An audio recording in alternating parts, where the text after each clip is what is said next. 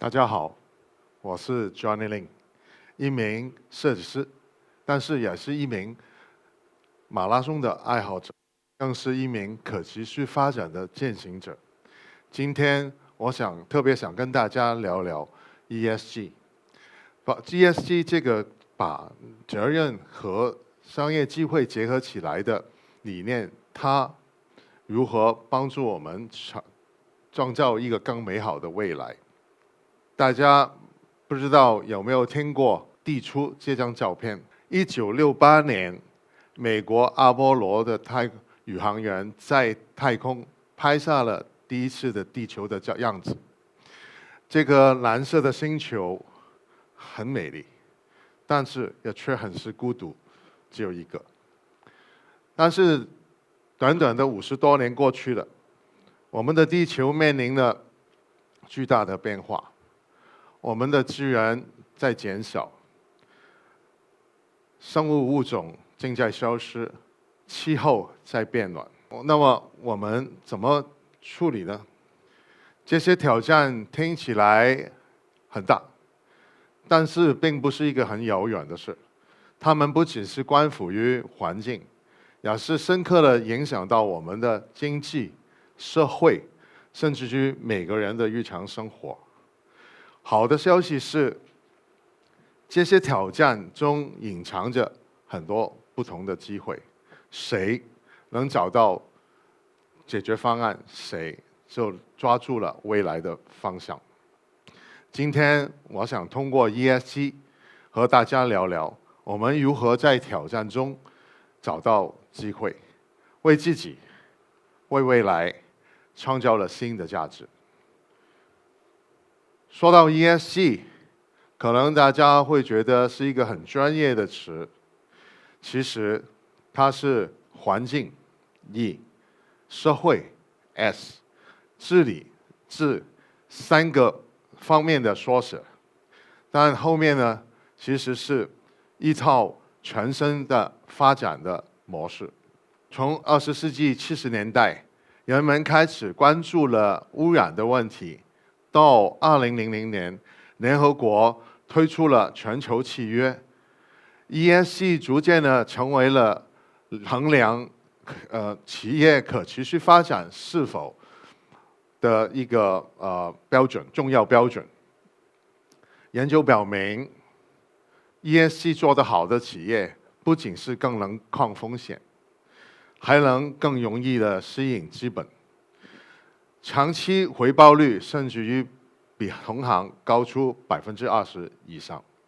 在中国 ，ESG 已经融入了我们的国家发展战略，从绿水青山就是金山银山，到3060双碳的目标，这些政策都在推动了企业和社会朝着更可持续的方向发展。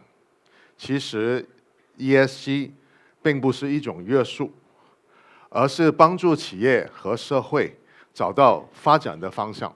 环境问题不仅是个挑战，更是巨大的机会。接下来，我想通过塑料污染和光污染为例，聊聊怎么样把挑战变成机会。先说塑料污染，每年大概有800万吨的塑料流入海洋，差不多大概是1分钟一部卡车的垃圾倒在海里。大家可能会见过那些塑料缠住了海龟、海鸟的照片，对吧？但塑料的危害不仅是这些那么的小，它影响了珊瑚会生病，甚至于会死亡。更深的是，它会导致更多的海洋生物缺乏了一个家。最重要的，塑料分解成微塑料之后，会通过海洋的食物链出现在我们的餐桌上，影响了大家的健康。再来看看光污染，城市化让夜空的亮度每年增加了10%。这些过度的灯光不仅打乱了昆虫和鸟类的生存节奏，更影响到我们的睡眠、心理健康，甚至可能导致了一些慢性病的出现。更可惜的是，光污染会让我们越来越难看到星空，阻碍了我们跟自然的连接。那么我们能做些什么呢？对于塑料污染，我们可以减少使用一次性的塑料，推广可降解的材料，完善垃圾分类和回收的体系。对于光污染，我们可以优化城市的照明，推广智能灯具，让灯光亮的在该亮的地方，省下不必要的浪费。这些方法看起来很简单，但是一旦系统化了，就会带来巨大的改变。而 ESG 正好是这些改变串联起来的框架，把个人的、企业和社会努力的工作做成一套解决的方案。接下来，我想带大家去到江苏溧阳蓝山竹海景区，看看这个地方如何通过 ESG 实现了环境保护、社会责任和商业成功的。如果你来到溧阳蓝山竹海，你会看到什么呢？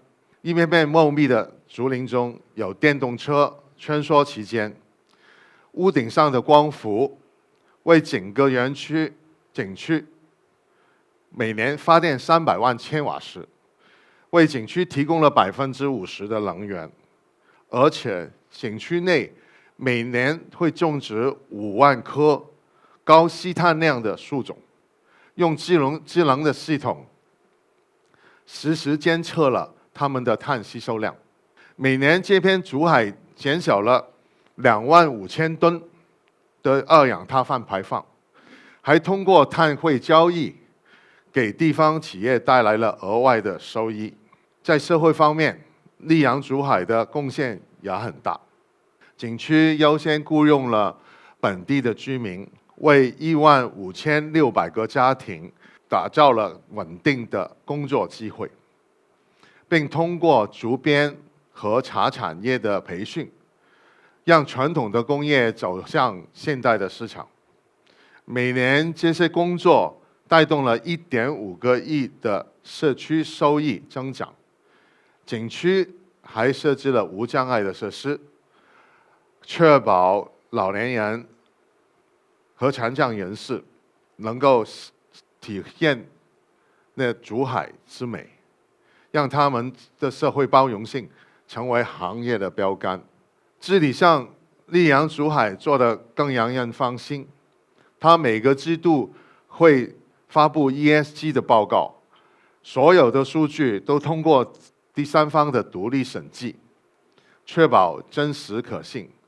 这种透明的治理方式，不仅赢得了公众的信任，也满足了监管部门的合规要求。景区地方与地方政府签订了10年的可持续发展协议，为长远的发展提供了保障。这个案例告诉了我们， ESG 不仅是一个框架，它是一种商业的逻辑，把环境保护、社会赋能与经济发展结合在一起。而类似的例子不仅是溧阳，在瑞士的孝女峰地区，它通过电力火车的实现了零排放的旅游，吸引了全球的游客。